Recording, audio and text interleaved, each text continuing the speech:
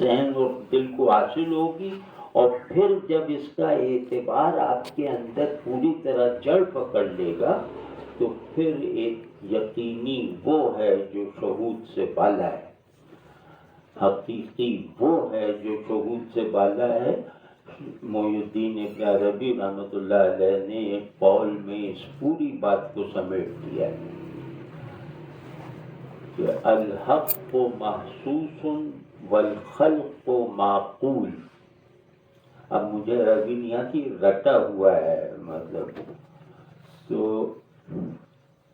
حق محسوس ہے، یعنی اس محسوس تو واضح ہے نا، علم کے دو ذرائع ہیں نا، ایک معلوم محسوس ہے جو تجربہ ہو جائے، ایک معلوم معقول ہے جو پھر ذہن ہے جو تجربہ نہ ہو، واضح ہے نہیں بات۔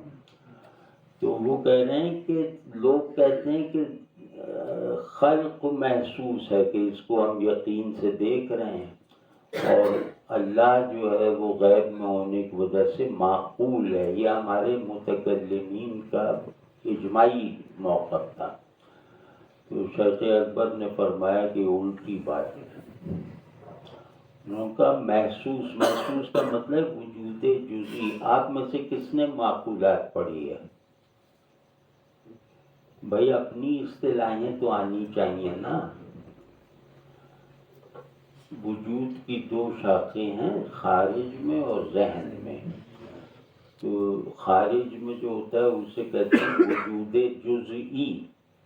وجود جزئی کا مطلب ہے کہ اس کا ادراک حواس سے ہوتا ہے یا ہونا ممکن ہے فی الخارج، اور وجود جو کل وہ ہے دوسرا وہ خیر وہ ہے۔ تو کیا کہہ رہا تھا وجود جزئی؟ ہاں لیکن آپ نے جواب دیا نہیں اور ہم سے ہی بات بھول گئی۔ وجود جزئی کسی نے بتایا ہی نہیں۔ تو اب بہرحال وہ کہ ہاں وجود کی دو قسمیں، جزئی اور ذہنی، خارجی اور ذہنی۔ ہاں تو ہاں وہ ابن عربی صاحب کا قول تھا نا، تو وہ کہہ رہے ہیں کہ جزئی کو محسوس کہتے ہیں اور ذہنی کو معقول کہتے ہیں۔ ذہنی مفروضہ ہوتا ہے، جزئی جیسے یقین ہے کہ اس میں کوئی اختلاف نہیں۔ کلی اور جزئی میں فرق تو یا کتابوں میں پڑھ لیا ہوگا نا۔ نہیں بھائی آپ میں سے کوئی صاحب بتائیں کلی اور جزئی میں کیا فرق ہے، جو فارغ التحصیل ہیں وہ بتائیں۔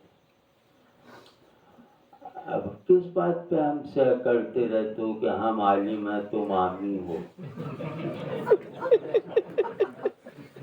بھائی یہ سب ہماری مذہبی نصاب میں ہے نا۔ کلی وہ ہے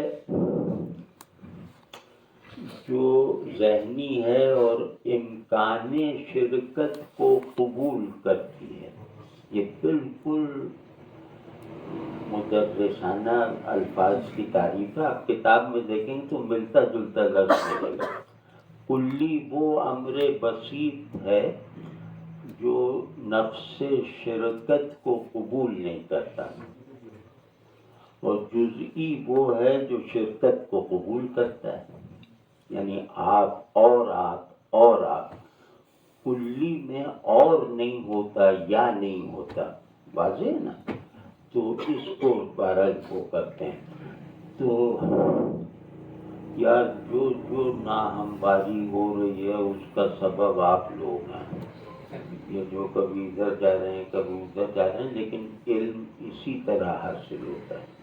علم لیکچر دینے اور سننے سے نہیں ہوتا، علم شرمانے سے حاصل ہوتا ہے۔ تو اب آپ لوگوں کو تو کوئی شرماتا ہی نہیں، آپ تو خود ہی دوسروں کو ڈراتے ہیں، تو یہ ذرا سا خیال رہے۔ ہاں تو شیخ محی الدین ابن عربی نے، یہ مجھے لگتا ہے الہامی قول ہے، اللہ نے القا فرماتے، کیونکہ اتنا مکمل فقرہ ہماری تاریخ میں کم ہے۔ کہ جو پورا یونیورس آف ڈسکورس بنا سکتا ہے. تو انہوں نے کہا کہ یہ شہود اعتباری ہے، جو ماورائے شہود ہے وہ محسوس ہے، یعنی وہ یقینی ہے، وہ تصدیق کلی ہے، یہ اعتبار محض ہے. یعنی اللہ جو ہے وہ اپنے غیاب مطلق میں رہتے ہوئے، اپنی تنزیہ محض میں رہتے ہوئے، وہ جو ہے وہ یقینی ہے، وہ محسوس سے زیادہ یقینی ہے، اور یہ دکھائی دینے کی حالت میں ہونے کی وجہ سے غیر حقیقی ہے. اب آپ یہاں اس بات پہ جیسے قوالیوں میں حال آتا ہے نا، اس طرح آپ لوگوں کو ہونا چاہیے تھا کہ وہ آپ سمجھے نا کہ جو دکھائی دے جائے وہ حقیقت ہو ہی نہیں سکتی. تو یہ دنیا حقیقی نہیں ہے، مخلوق حقیقی نہیں ہے، یہ معقول ہے، ہم لوگوں کا واہمہ ہے کہ ہم موجود ہیں. حقیقی وہ ہے، اور حقیقی کے لیے انہوں نے ہماری اصطلاح استعمال کی کہ تم کیونکہ نہیں سمجھ سکتے تو اس لیے تمہیں ہم بتا رہے ہیں کہ محسوس کا جتنا یقین تمہیں ہے وہ اللہ سے منسوب ہونا چاہیے. ٹھیک ہے نا؟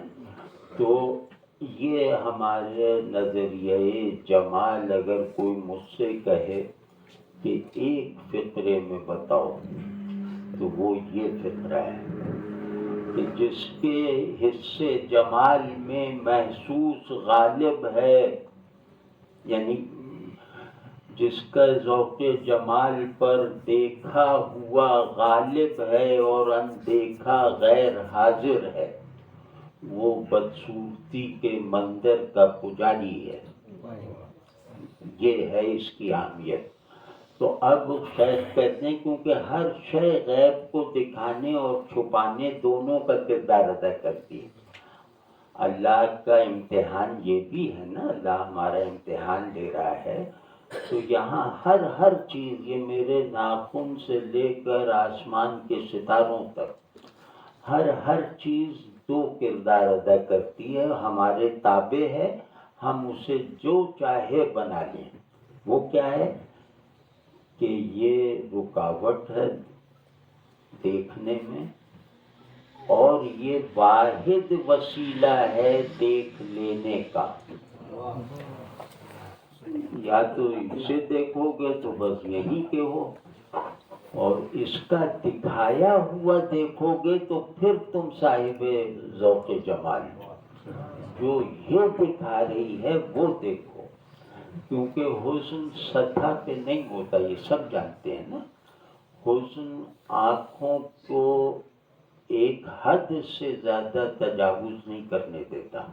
یہ سب کے تجربے میں، پینٹنگ کا کوئی ماہر ہونا وہ بھی اس بات کی تصدیق کرے گا کہ ایک اچھی تصویر جو ہے وہ ایک خاص حد تک دکھائی دینے کے لیے ہوتی ہے، پھر اس کے بعد وہ آپ کی آنکھوں کو بند کروا دے گی. مطلب آپ آنکھوں کا داخلہ ہر اچھے منظر میں کہیں نہ کہیں ممنوع ہو جاتا ہے. ٹھیک ہے نا؟ دیکھنے والی مرئیات میں یہ حالت ہے کہ اگر آپ جمالیاتی ذوق سے چیزوں کو دیکھیں اور آپ کو کوئی غیب وغیرہ کا نہ ہو تو صرف اس یونٹ میں وہ آپ کو ایسا لگے گا اس پہ نظریں گاڑ کے اس کے حسن سے محظوظ ہوتے ہوئے، ہیبت زدہ ہوتے ہوئے آپ اس کی تہوں میں گویا اترتے چلے جا رہے ہیں، اور ایک موقع پہ آپ کو لکھا ہوا آ جاتا ہے کہ آنکھوں کا داخلہ ممنوع. اسی میں ہوتا ہے وہ. تو جو اس ممانعت کو توڑ دے وہ صاحب ذوق جمال ہے. تو اب یہاں سے میں ہمارے یہاں کا جو جمالیاتی اسٹرکچر ہے وہ مذہبی روحانی معنوں میں سلوک میں اخفا غالب رہتا ہے ظہور پر. یہ اللہ کی دو شانوں میں رہتے ہیں. مطلب ان کا سلوک کیا ہے کہ اللہ کی دو شانوں میں رہو دوام حضور کے ساتھ. یہ بس ان کا منتہی یہ ہے. وہ کیا ہے؟ ظہور اور اخفا. کہ ظہور کو بھی وہ ایک ہی آنکھ سے ظہور اور اخفا کے حقوق ادا کرتا ہے. دل اس کے اخفا کے حقوق ادا کر رہا ہے. خفا، اخفا نہیں، خفا. خفا کے حقوق ادا کر رہا ہے. آنکھیں جو ہیں وہ کیا کہتے ہیں؟ ظہور کے آداب بجا لائی. یہ نقشبندیوں کے سوا یہ جو تنظیم ہے نا، یہ کہیں اور نہیں ملے گی. جیسے میں عرض کرتا ہوں کہ ان کے یہاں ایک قول مشہور ہے، آفیشیل قول ہے، اور غالباً وہ حضرت نقشبند رحمۃ اللہ علیہ کا ہی ہے کہ نہایت دیگراں در بدایت ما مندرج است. ہے نا؟ تو اس کا مطلب جو ہے کہ لوگوں کی منزل ہمارا آغاز سفر ہے. ٹھیک ہے نا؟ جہاں لوگ اپنا سفر تمام کرتے ہیں ہم وہاں سے سفر شروع کرتے ہیں. لیکن اس کو لوگوں نے تکبر کا ذریعہ بنا دیا کہ یہ تو کون چشتی اور کون قاضی، ذرا سامنے تو آئے. تو وہ سامنے آ جاتا تھا تو بھاگ جاتے تھے. تو وہ جو ہے اس کا مطلب یہ تھوڑی ہے کہ جیسے وہ یہاں تک پہنچے یہاں سے چل کر. تو یہ ان کی نہایت ہے. اب نقشبندی یہاں سے چل کے ان کے نقطۂ آغاز تک پہنچتا ہے. یہ ہے، اس کے بعد سفر نہیں ہے.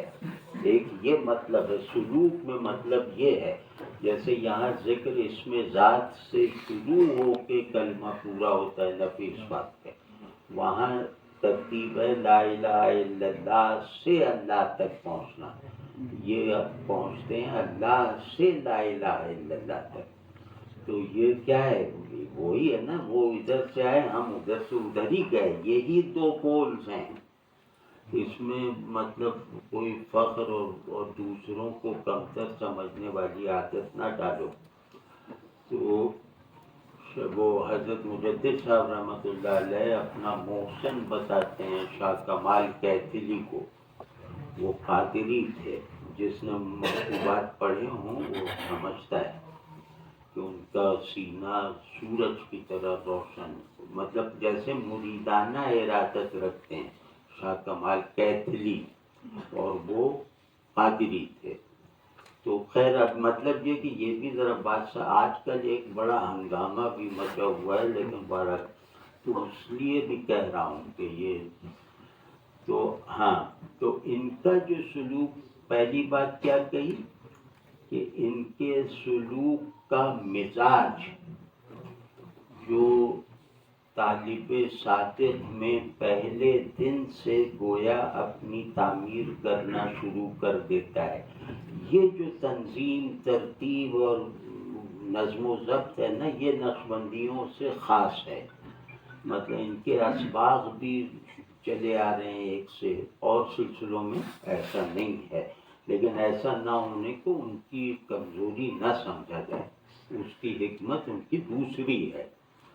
تو اب یہ میں گیا، میں نے بیعت کی اپنے شیخ سے، اور انہوں نے توبہ کے کلمات پڑھوا کر مجھ سے کہا کہ دل پہ ذکر توجہ دو، اور اس میں جیسے ذکر کی کیفیت بصورت آواز یا بحالت ارتعاش یا بکیفیت حرارت مختلف جو وہ تمہیں محسوس ہوگی، اس پہ پھر یہ کرنا جب یہ یہاں جاری ہو جائے تو اس پہ ذرا آنکھیں جمائے رکھنا. مطلب اس سے غفلت نہ کرنا، رہ رہ کر دیکھا کرو کہ وہ کیفیت آتی ہے نظر ڈالتے ہی. تو پھر پختہ ہو گئی یہ ذکر، اس کو کہتے ہیں وقوف قلبی اصول ہے نقشبندیوں میں. تو اب وہ ہو گیا. تو وقوف قلبی کا عمل کیا ہے؟ کبھی سوچا ہے کہ اس کے پیچھے بزرگوں کی مصلحت کیا تھی؟ کہ قلب پر نگران رہو، ایسی نگرانی جو کسی اور شے سے منسوب نہیں ہو سکتی. یعنی تم نماز پڑھنے گئے ہو، 2 لاکھ روپے تمہارے اس میں ہے، تو اس پہ نگرانی جتنی ہے وہ اس نگرانی کے مقابلے میں کچھ بھی نہیں ہونی چاہیے. قلب کی نگرانی. تو اب قلب کی نگرانی سے ذوق خفا پیدا ہو جاتا ہے کہ مجھے نظریں گاڑنی ہیں یہاں انفس پہ، آفاق میں نہیں. آفاق میں تو آنکھیں پھیرنے کی مشق کرنی چاہیے، آنکھیں گاڑنے کی مشق دل پہ کرو. یہاں سے ذوق خفا شروع ہو جاتا ہے اور آدمی کو واقعی لگنے لگتا ہے کہ جیسے وہ 2 دنیاؤں میں رہ رہا ہے. ایک میں رہنے پہ مجبور ہے، دوسرے میں رہنے میں لطف اندوز ہو رہا ہے. تو وہ چل رہا ہے. اب وہ سلوک چل رہا ہے کہ یہاں کا لطف اور یہاں کی الجھن میں تضاد نہ رہے. اب قلب سے سلوک یہ چلتا ہے کہ ظہور اور اخفا دونوں کو ہم آہنگ رکھے، دونوں کو مربوط رکھے اور دونوں سے ایک حال کی عکس کرے.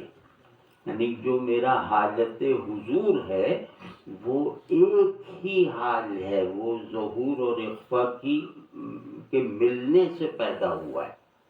تو اب یہ مانوس ہونا شروع ہو گیا. اب اس میں جو ترک دنیا، جیسے بعض لوگ بہت زاہد بن جاتے ہیں، یہ سب نہیں ہوتا. پھر یہ کہ یہ عالم ظہور ہے، یہ عالم خفا ہے دل میں. یہاں پہ حضرت بہاؤالدین صاحب نے ایک بہت زبردست فقرہ کہا کہ ما ہرچ بینیم در خود بینیم، ما ہرچ یابیم در خود بینیم.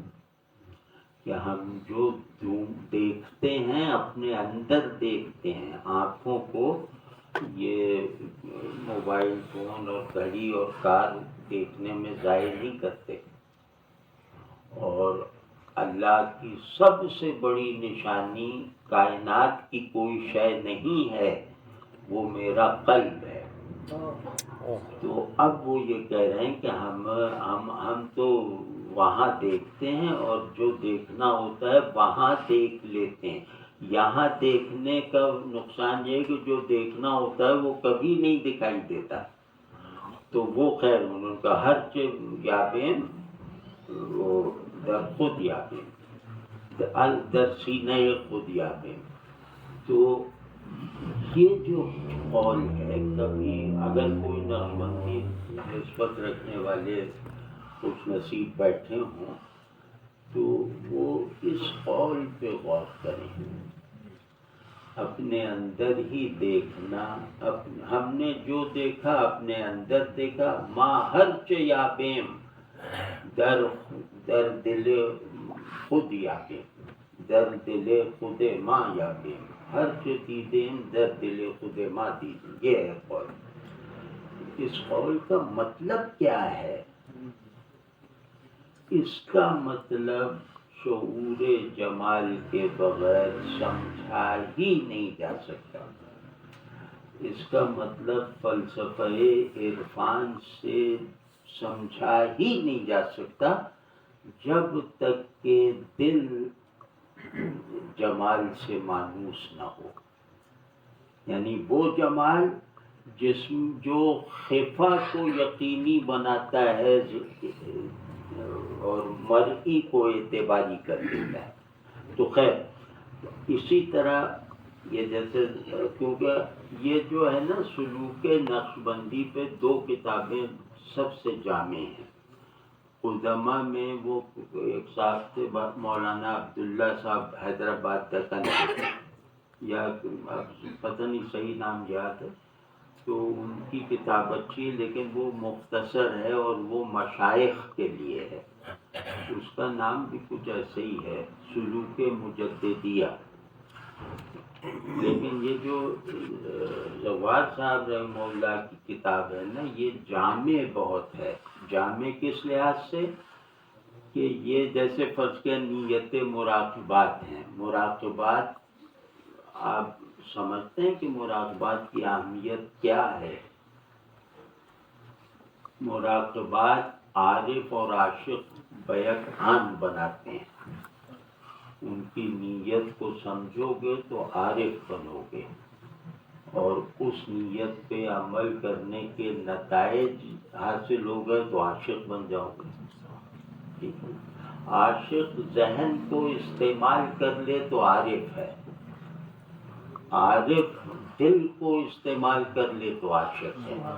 یہ نقشبندیوں کے سوا کوئی نہیں جانتا تجربے سے، مگر اپنے تجربے سے. تو اب یہ ذرا میں اب یہ سب نے دیکھی ہوگی نا آپ لوگوں نے، تو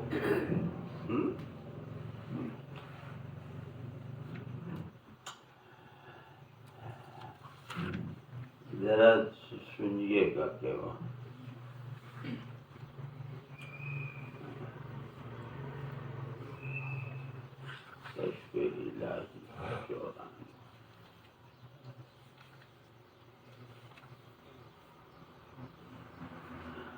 جیسے صوفیوں میں کشف مشہور ہے نا، کشف اس کو ہو ہی نہیں سکتا جو ذوق جمال نہ رکھتا ہو. کشف کہتے ہیں آنکھوں کی نارسائی پر اڑنے والے کو ملنے والا صلہ، یہ کشف ہوتا ہے. تو اب دیکھیے گا ابھی یہ بتائیں گے. یہ سب ان لوگوں سے فائدہ اٹھائیں نا تو بہت اچھا ہو جائے. 94 کہاں؟ ہاں 94 صفحہ ہے.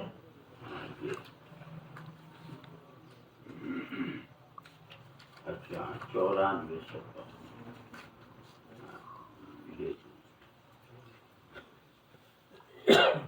ذرا دیکھیے گا کہ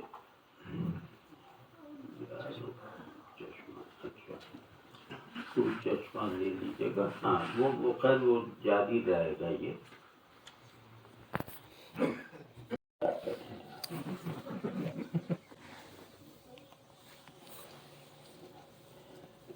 نقشبندیوں کے اسباب تعداد میں بہت زیادہ ہیں، اور ان میں کچھ اختلاف بھی اگر ہے تو تعداد دونوں جگہ بہت زیادہ ہے.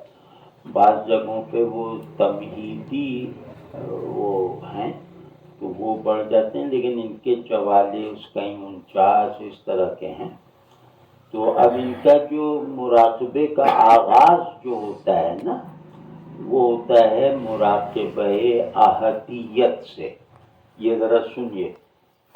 مراقبہ کہتے ہیں اندیکھے کے دکھائی دینے کا انتظار،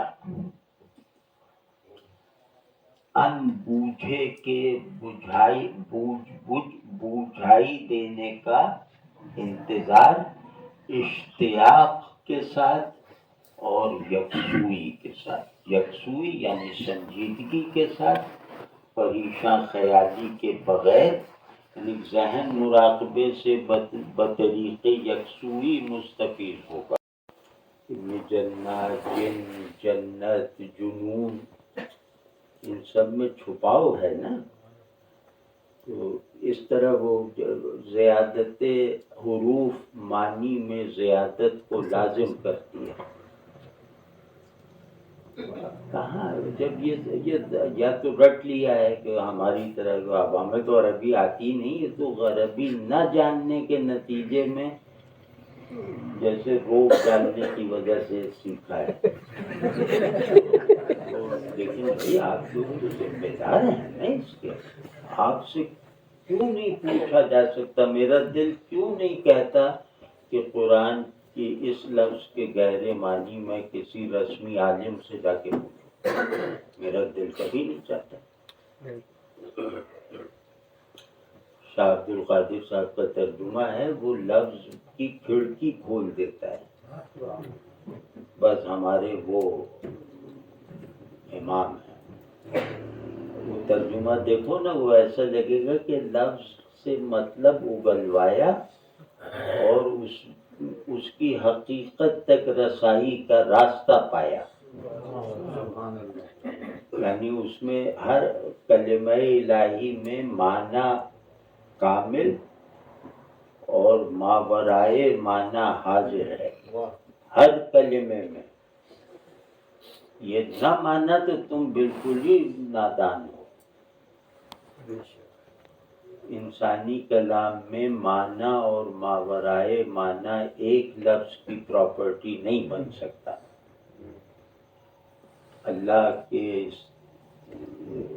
کے کلام کا وہی لفظ جو ہمارے استعمال میں ہے، وہ جیسے ہی اللہ کا کلمہ بنے گا ویسے ہی اس میں ہوگا کہ معنی ظاہر میں مطلق ہے، محضیت میں ماورائے معنی ہے۔ اطلاق اور محضیت سے نہیں، وہ اب میں نہیں پوچھتا، یار مجھے معلوم ہے نہیں معلوم۔ تو اب آپ لوگ شاعری پڑھیں، اور شاعری ذرا فاسقانہ شاعری نہ پڑھیں، اس میں کیا ہے؟ تو شاعری کنجی ہے۔ سیدنا عمر رضی اللہ تعالیٰ عنہ جن سے زیادہ جامع الاطراف ذہن غیر نبی کو نہیں ملا ہے، کسی کو بھی۔ وہ اتنے جامع الاطراف تھے کہ وہ جیسے لگتا ہے نبی علیہ السلام کے معجزے کی تجسیم ہے عمر۔ وہ کہتے ہیں کہ اپنا دیوان نہ چھوڑنا۔ وہ اسی وجہ سے کہتے ہیں کہ نا۔ اور جمال کا ذوق ایسا ہے کہ امرؤ القیس بڑا شاعر ہے۔ اگر آپ نے فتوے کی روشنی میں دیکھ کے کہا کہ یہ شاعر بھی زاد المراد آبادی جیسا ہے تو یہ حرکت نہ کیجیے گا۔ اس پہ بھی حضرت عمر نے راستہ دکھایا ہے کہ وہ شاعروں میں سب سے بڑا ہے اور جہنم کے سفر میں ان کا قائد ہے۔ یہ کہے نا حضرت عمر کہ یہ انہی کا قول ہے کہ جہنمی بنانے میں وہ سب سے آگے ہے اور شاعر بھی سب سے بڑا ہے۔ یہ آپ کو معلوم ہے، یہ جو باریکیاں ہیں نا یہ آپ پہ واضح ہونی چاہیے۔